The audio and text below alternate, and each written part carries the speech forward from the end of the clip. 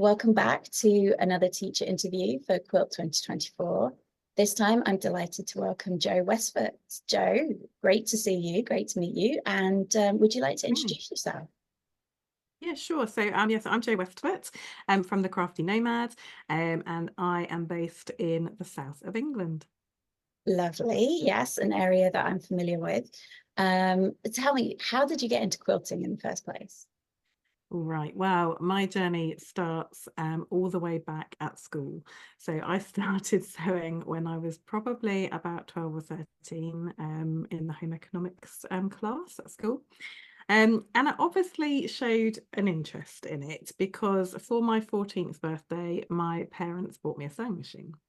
Mm, Yes, and so I did sew for a couple of years, just little things at home. And I do remember doing some sort of hexagon patchwork way back then, but I don't have it. It's not something I kept, so obviously not something I loved.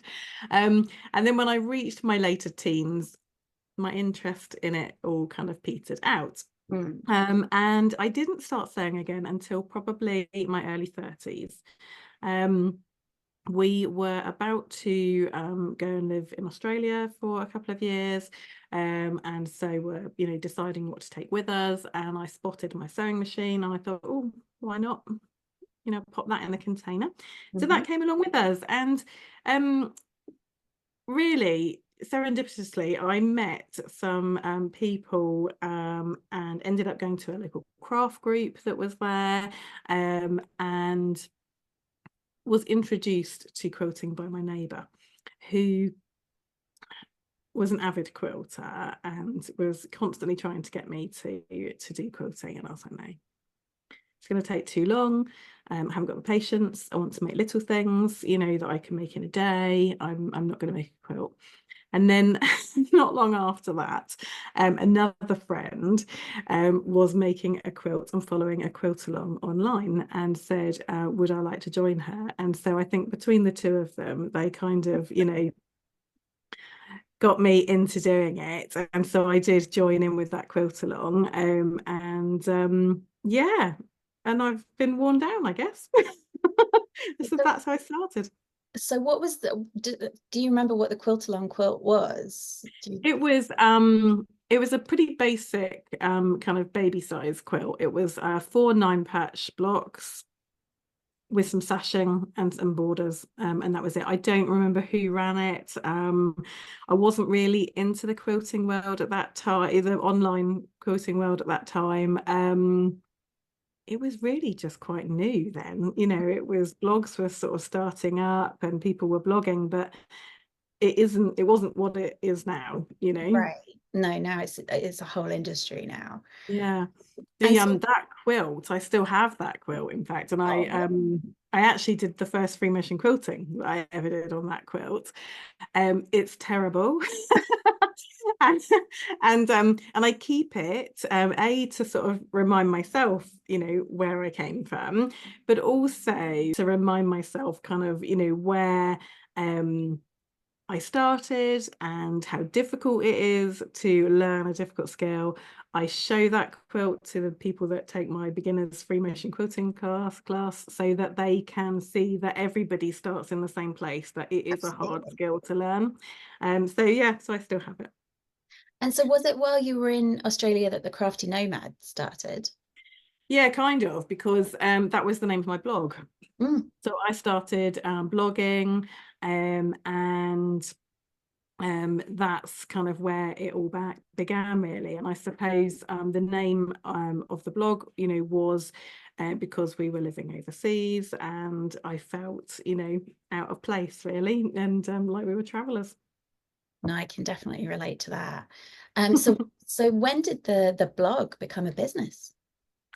Yeah, so interestingly, even back then when I was at this craft group, the craft group was just really run by women, that were wanting a place to kind of go and, meet other women that were doing crafts and things. And there was all sorts of crafts, but they were always crying out for teachers.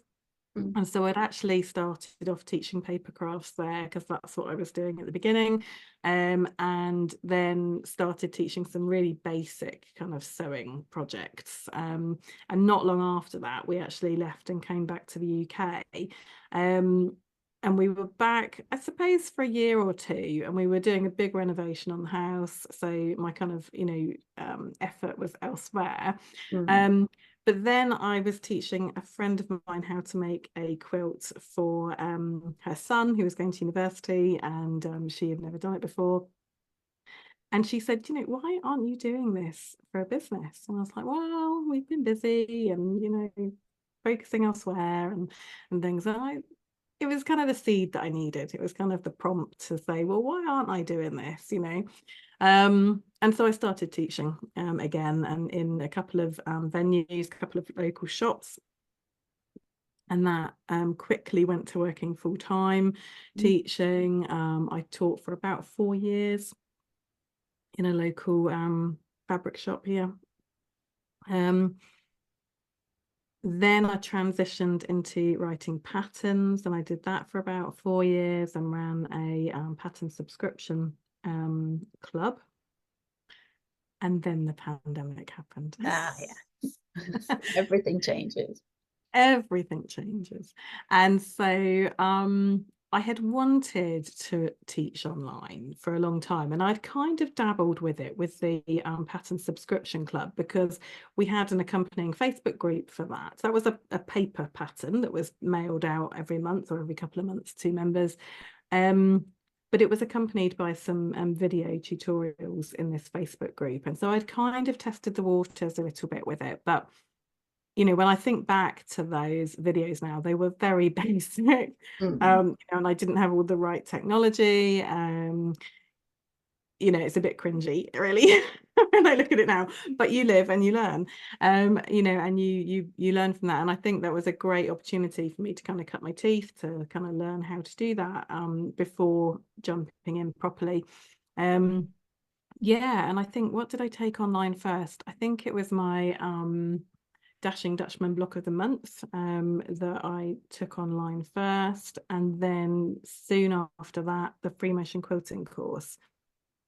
The free motion quilting course had always been my most popular class as an in-person class. In the shop, it was a really good one. It was a 6-hour, one day typical kind of taster session into free motion quilting. And I thought, well, it's the most popular class, then we'll start there. We'll see how we go with that.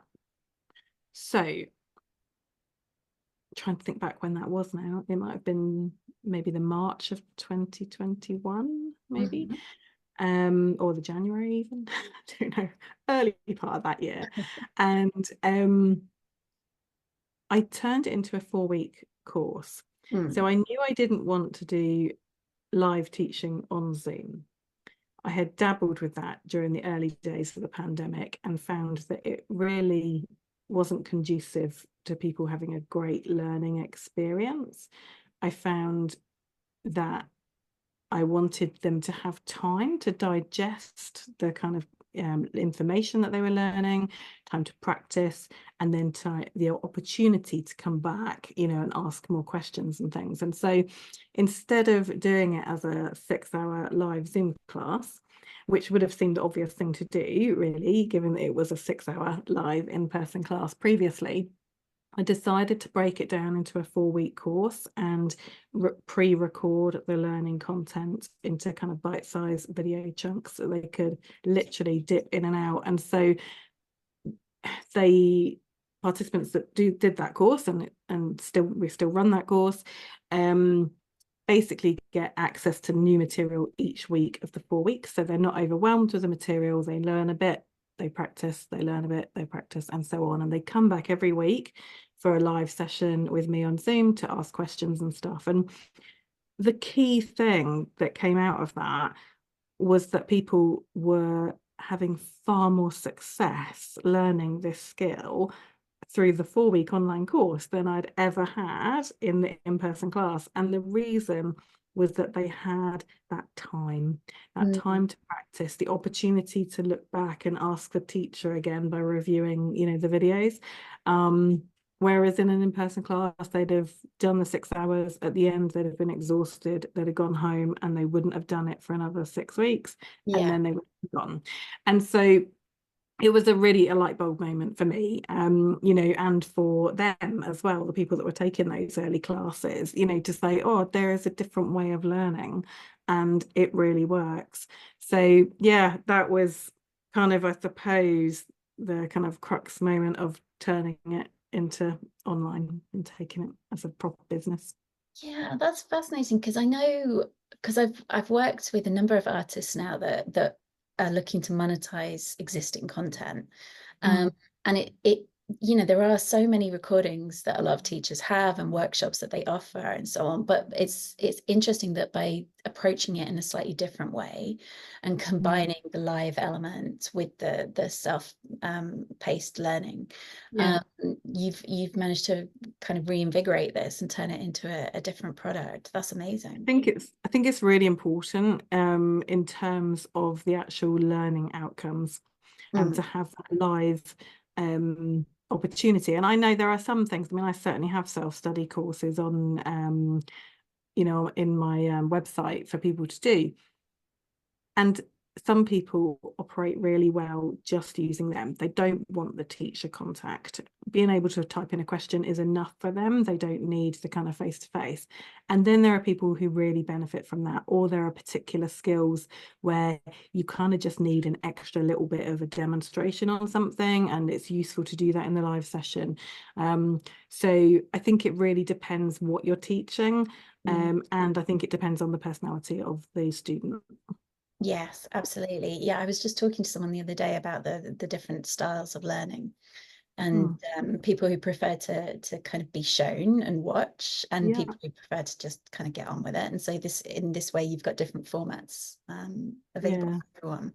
And I imagine that having the 4-week cohorts, like, did that kind of create a sense of community as well? Lovely. Yeah, really nice. We actually have a Facebook group. So I have a Facebook group that supports all of my classes, online classes. And so anyone that's taking one of those courses can join that. And when we are running a free motion quilting course, particularly, you know, there's lots of pictures that are being shared of their work, and people are really nervous to share bad pictures, right? You know, if they feel like they haven't done very well on their first go, they don't want to show anybody. Now you have the ability not to do that. You'd absolutely, there's no pressure, you know, but it's actually really refreshing when somebody does brave it and show their work, because then immediately you get all these sighs of relief from everybody else going, oh, thank goodness. You know, I thought mine had to be brilliant at this stage, and it's like, no, it absolutely doesn't. And you know what, we're all the same. And so it's really good to see that there. So yeah, and in fact, I think we'll talk about it later, but the my Quilt Hive membership, some of the community aspects there have been lovely, actually. Just this year, some of the members actually got together at the Festival of Quilts to meet up in person, which was really nice. That's the UK's big quilt festival that it has. That's right. Here in the summer. Yeah, let's talk about Quilt Hive now, because that's kind of an ultimate community. But tell us what it is and how it works. Yeah, so Quilt Hive came about really still in 2021, so it was later on in that year. So I had kind of had the experience of running those courses on the platform that I was using. I loved the platform, my customers loved it, they were comfortable using it, found it very user-friendly. And so I had phased out the pattern subscription club during that year, partly because I had learned that it was project-based, obviously, because it's patterns. And I had learned that whilst people really love patterns and they love the idea of them, they actually got pattern fatigue after a while. Yeah. And there was kind of like too many patterns coming. And actually what they really wanted to learn was techniques. And I was then gearing my patterns when I was writing the patterns so that each pattern had a new technique involved in it. And that was fine, but really what they just wanted was to learn the technique, you know. And so I decided that when I was going to kind of replace that revenue stream in my business, that I would replace that with an online version, so an online kind of membership club, if you like, that would still be a learning club, but it would be teaching techniques instead of actual patterns as such. And so what it is an online club membership, if you like, a subscription base, so people pay either each month, each quarter, or annually, whatever suits them, to gain access to this kind of library of classes that we've built up since we've been running it, which is just over 2 years. So there are currently just over 27 classes, I think, in there. So when a new member joins, they have access to all of those past classes. They can, you know, treat it as a pick and mix, if you like, to go through and look at some of those. All sorts of different techniques on there. So gosh, I think we started off with things like cutting for accuracy, precision piecing, and then moved through kind of walking foot quilting, matchstick quilting, quilt as you go, cathedral windows. I'm looking around my room to see if I can see some of the samples that are around here. There are so many different techniques that we've covered in there so far, and we're obviously adding to them, you know, with each month that goes by, a new class is added to there. So it's predominantly focused on learning techniques in order to kind of build skills, you know, within quilters, so that quilters are learning new skills and they're becoming more confident with skills they have. They're perhaps being challenged on, you know, some of the skills they already know, but, you know, hey, have you thought about doing it in this way? You know, because everything has to be done the same way, right? So it's kind of those sorts of things. So it's building up sort of different opinions and different skills that people have. It's also building confidence. So, you know, it's the more we learn, the more confident we become. And also what I really wanted for people is to get more satisfaction out of what they're making. So you will know this by being friends with quilters and going to quilt groups. When somebody holds something up and they show you something that they made, what's the first thing they do? They say, oh, don't look at this bit, it's not very good. Or don't look at that. Right? Yeah. And so, you know, first of all, I want them not to worry about that. That's kind of like the main thing. It's like, don't sweat the small stuff. But in the same breath, I want them to feel proud of what they're making. So if we can help them get better finishes so that they haven't got those bits to point out and they're feeling more proud of their work, that's a great feeling, isn't it? It's a great thing to kind of do. And so that's kind of where I'm aiming at. We do have a lovely community, as I said. We've got this Facebook group that is a nice community. We also have these live sessions. So as well as the classes that are pre-recorded that go in there, those classes, by the way, are about an hour to an hour and a half. So they're fairly concise. As well as that, they have these live Zoom sessions once a month, and they are a real mix of different things. They could be a Q&A session. So we could simply have a Q&A session about kind of, you know, is there any issues they've got with things they've been learning in the classes, that kind of thing. It could be that I've come back from a quilt show. So it could be that I've been to QuiltCon or I've been to Festival of Quilts. Not everybody can get there. So I take heaps of photos and do a presentation on all the quilts that we saw. It could be that we have a quilter designer from, you know, the industry in to chat about what they're working on and that kind of thing. So we have different kind of visiting speakers. What else do we do? Sometimes we have breakout rooms. They're really nice. So we split up into smaller groups and chat about a particular topic, and then come back and kind of feedback kind of what we thought and that kind of thing. So that's kind of nice. And I think occasionally we've had a sew along, kind of like a sew together session where we just kind of sew together. And then at Christmas every year, I do a make and take demo. So we make something Christmassy. So yeah. It's kind of fun, really. That's lovely. Now, is it, I imagine because of your location, this is mainly people in the UK and maybe in Europe as well. Do you have people in America and Australia and that? Yeah, we have a fair number of Americans actually in there. It is mainly UK, but we do have a fair number of Americans that are members. We do have a couple of people that join in from Australia and New Zealand. The time zone for our lives doesn't suit that time zone. Most of the lives are recorded, so people do kind of catch up if it doesn't suit their kind of schedule and things. But our live sessions for that particular, for Quilt Hive, generally are 7 p.m. UK time. So that's daytime US time, Monday to Thursday. It varies the day. So yeah. And this is like just one of the things you do, but because you've also got the sewing school, which is different to the quilt. Well, the sewing school is kind of like the umbrella, really. So Quilt Hive sits within the sewing school, the online sewing school. So that is part of that. And then the other courses sit inside there as well. So you have the block of the months, any self-study courses that I do, and then the free motion quilting courses that we were talking about earlier.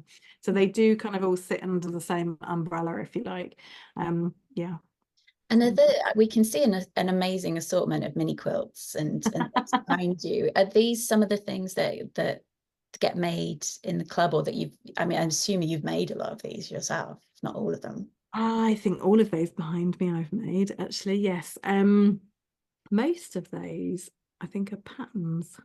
Oh, really? In your store? Because I can see you've got pieced lettering, you've got what looks like applique lettering, and then you've also got sewn lettering as well. It's like all different. So this one over here is foundation paper piecing. This one is applique.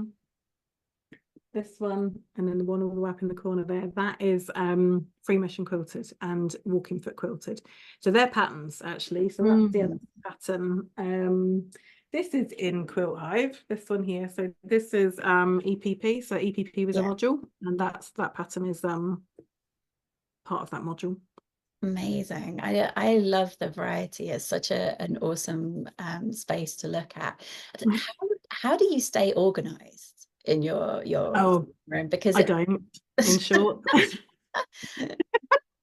I am a really, really messy maker. I had back in the summer, I had someone coming to interview me at the house, and I must have spent 2 full days trying to clear up this room. And it was spotless. It was absolutely spotless.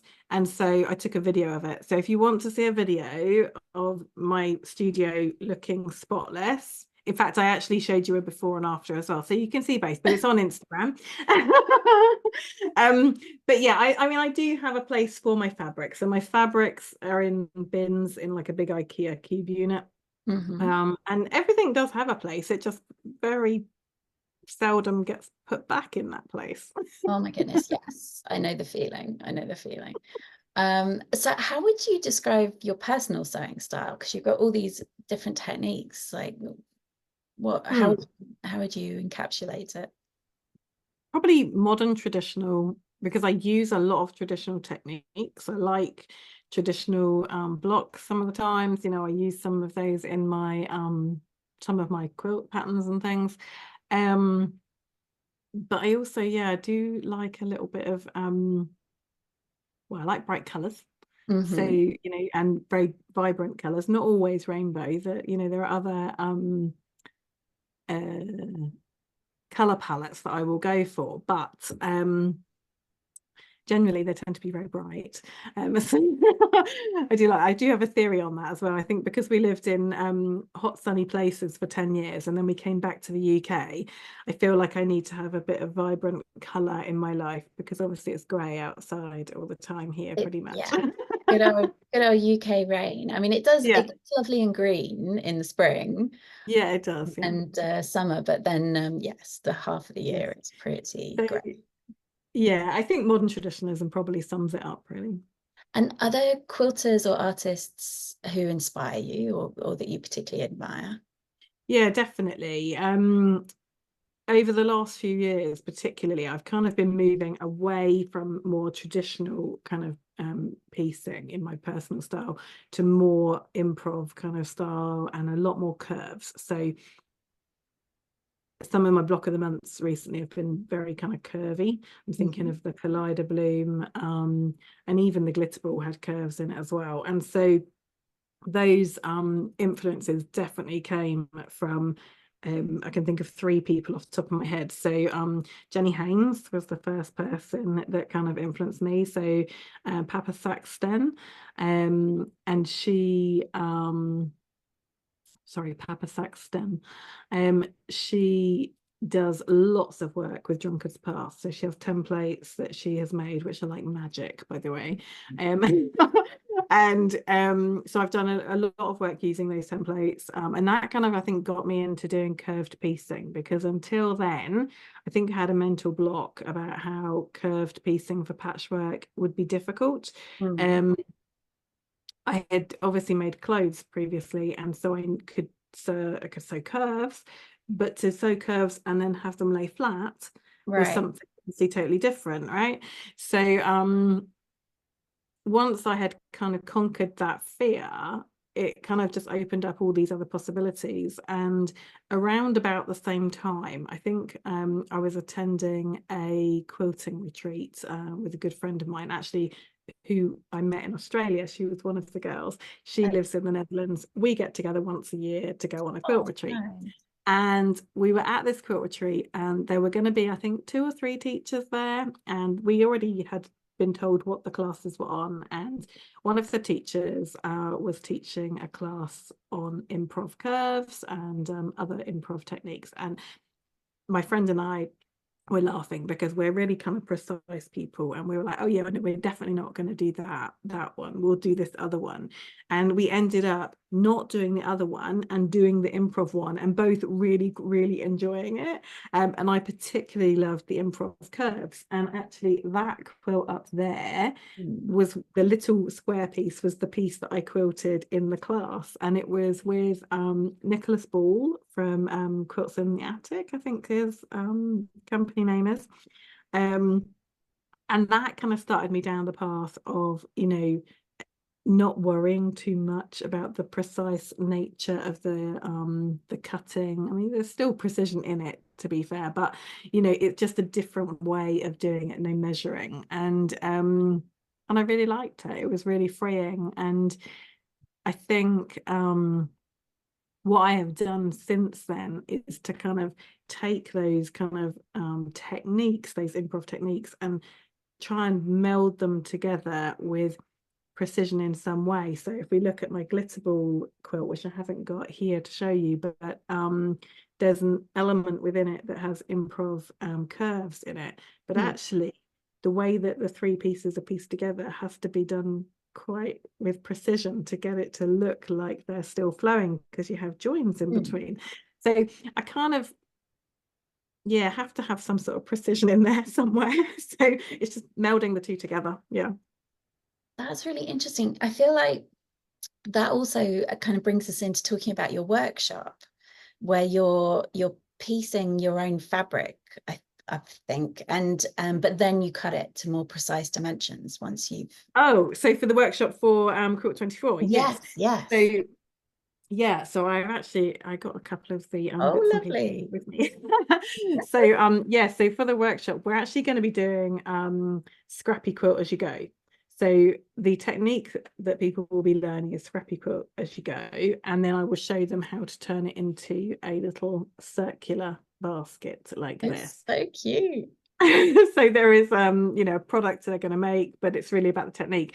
And yes, it is a bit improv-y, actually. I mean, that because you may have seen the videos already, because I don't even get them to iron it. I don't, you know, it's really, we grab out our pieces and we chop them up with scissors, and there's no precision in it at all, actually. No, you're right, I'd forgotten about that. Yeah. So encouraging people to use up their little tiny scraps to make something fun. Yes, well, I think it's going to be an amazing workshop, and I'm definitely really looking forward to it. Brilliant. I wanted to ask, like you've had a long entrepreneurial journey and have tried different things and so on. Are there achievements or highlights that you are particularly proud of? Ooh, I think it's funny because we were talking about community earlier. Mm. And in the business sense, I'm obviously proud that, I've built a business and it has an impact on people. I'm glad that it is helping people with their creativity and kind of helping them have a creative journey. But if I go all the way back to when I was teaching in person, I remember somebody pulling me aside at our Christmas kind of function. Function's a very fancy word. We just had people in one evening, and do some fun make and takes for Christmas. And she pulled me aside and she said, "Thank you so much for doing these classes, because if it wasn't for these classes, I wouldn't be getting out of the house." And that really touched me, because it was like, wow, that's really having an impact in her life. The fact that these classes are kind of helping us socialize with people, and as well as learning, whatever it is that we were teaching in the class. And I love that. I love the fact that it can have an impact on people, and creativity always has a positive impact on people. I mean, it's a proven fact that it's good for your mental health. A number of years ago, I made a quilt that was really cathartic for me. I call it my mental health quilt. It was actually called Breaking Point, Let's Talk. And it came about because I had been listening to a podcast. Goodness, I'm not going to remember the details now. But it was about a lady who was being interviewed, and she made quilts, and she had made a series of quilts. She called them her foreclosure series of quilts, and they were basically demonstrating how the banks were basically doing land grabs and going basically foreclosures, the American word for repossession, when your house gets repossessed, right? And so they were basically, she was making these quilts, so they were maps of towns, and they were showing these houses that had been foreclosed on in red, and they were showing areas of red, massive areas of red, where the banks were basically foreclosing on pretty much everybody, and then grabbing these massive bits of land to then sell to developers. And it highlighted to me that you didn't have to make a quilt about a pretty design. You could make a quilt about anything. And I just thought, oh, I want to do that. I want to make a quilt that's about something important, and at the time I'd been going through something, myself, and I just thought, I'm gonna make a quilt to help me kind of deal with that. And it's funny because I wasn't even 10 minutes from my house. I was out walking, listening to a podcast, and I wasn't 10 minutes away. And by the time I'd done that 10-minute walk back to my house, I already had that quilt designed in my head. And I didn't even go and get changed. I sat straight down at the computer. I got onto EQ8, which is where I design, and I had designed out the blocks, before lunchtime kind of thing. And yeah, it was a good quilt to make, basically. And it was very cathartic. So for my mental health, it helped the whole process from designing right through to making that quilt. Just helped me deal with issues, So yeah. I had a similar experience, and I know I'm not alone in having a divorce quilt that I made. I've certainly met other people who've made similar ones, and those are very cathartic as well. Getting strong feelings out. Yeah. But there's just one more thing I wanted to make sure we talked about before I let you go, because I know we've been chatting for a while. That's But okay. speaking of leaving the house, you're doing a fairly epic trip yourself in 2024. You're going to be teaching on a quilting cruise, which is going from Florida to the UK, I think it was. Yeah, that's correct. And so how did that come about? And what are you going to be teaching? Well, as everything always seems to be about networking. Mm-hmm. And I had an email pop into my inbox one day, and it said, "Hey, do you think this might be interesting for you?" And it basically mapped out the cruise and said, "Do you think you'd like to teach on a cruise?" And I thought, wow, maybe. Had a brief chat with my other half, and thought, yeah, this could be kind of fun. So yeah, took the conversation a little bit further, and yeah, it's happening. So in May, as you said, we will start in Fort Lauderdale, and we will then board the cruise liner. So it's with Celebrity, and we will be going on the Apex cruise liner, and we will be sailing for 6 days to the Azores, and we'll have a day in the Azores, and then we'll have 2 more days at sea, and then we'll come into Cork Island. We'll then dock the next day at Port Hedland, so that's Dorset, so fairly close to Stonehenge.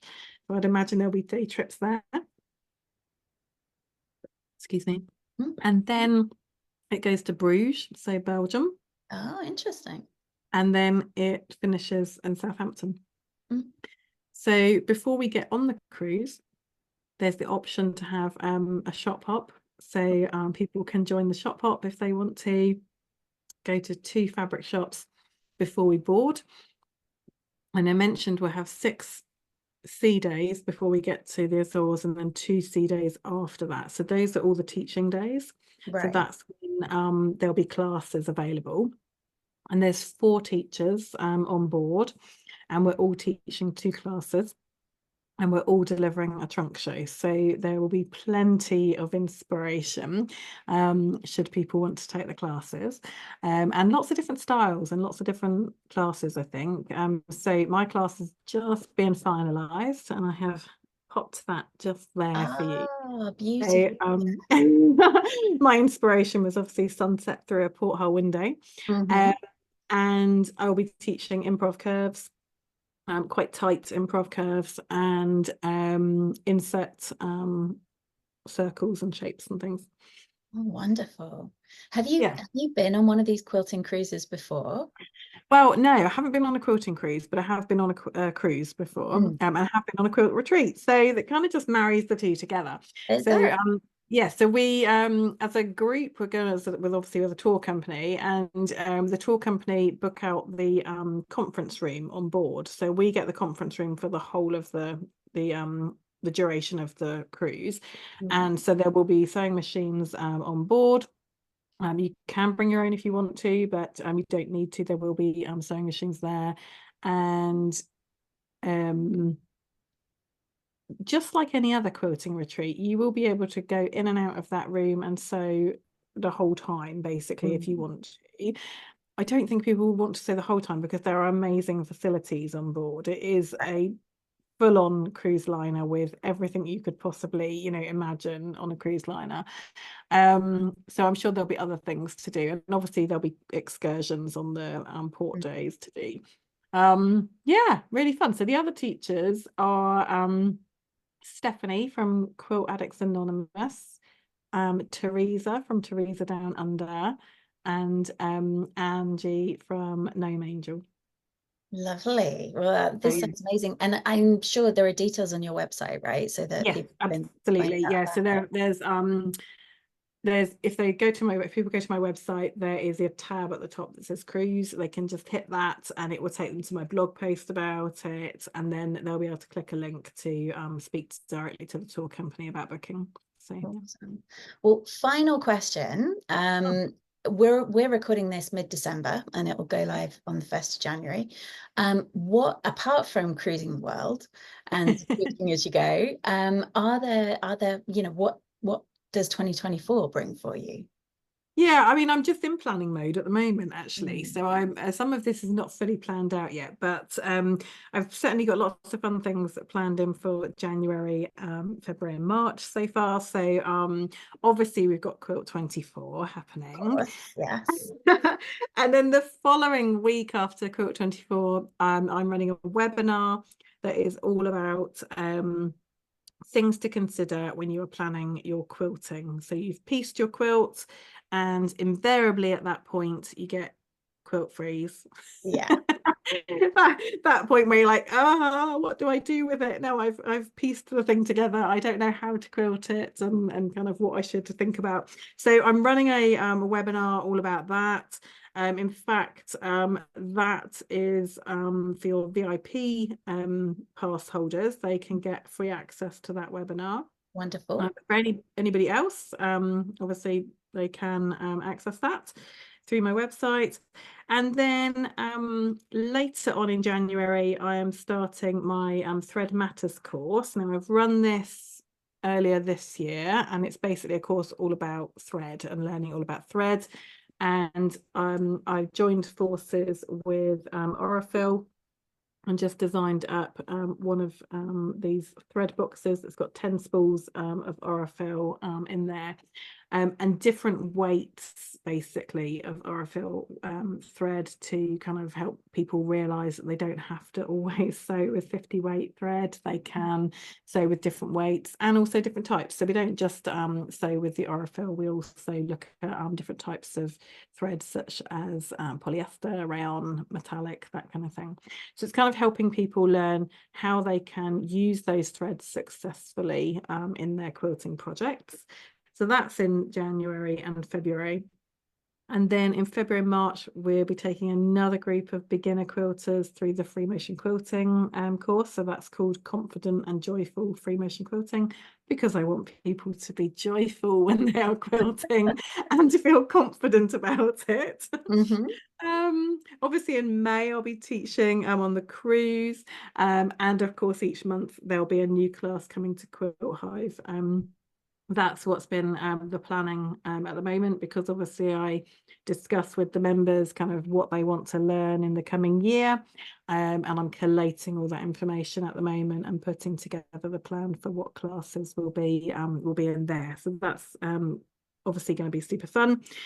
So far we've got things such as more improv quilting, a 101 on finishing quilts, curve binding, freezer paper FPP. Just off the top of my head, those are some of the things that have been popular requests. This year's a little bit different, actually. I'm not running a block of the month. So normally I run a block of the month every year. This year I'm taking a break from block of the month. I've got a couple of other ideas for projects I'd love to teach online, so quilt ideas, but they didn't fit into my block of the month framework as easily as some of the others, and so I will probably run them as short courses instead. So that's something that will come later in the year as well.